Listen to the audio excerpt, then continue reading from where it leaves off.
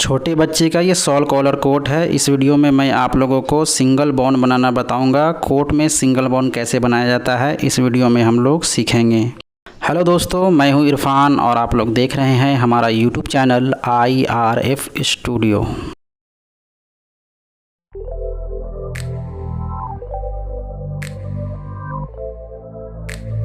दोस्तों, मेरा 2 YouTube channel और है। एक का नाम है सुहाना स्टूडियो, जहां मैं आप लोगों को लेडीज़ ड्रेस कटिंग और स्टिचिंग सिखाता हूं, और दूसरा यूट्यूब चैनल का नाम है इरफान इंडिया वाला। दोनों चैनल का लिंक मैंने नीचे डिस्क्रिप्शन में दिया है। आप लोगों से रिक्वेस्ट है कि मेरे इस दोनों यूट्यूब चैनल को ज़रूर से ज़रूर सब्सक्राइब कर लीजिएगा।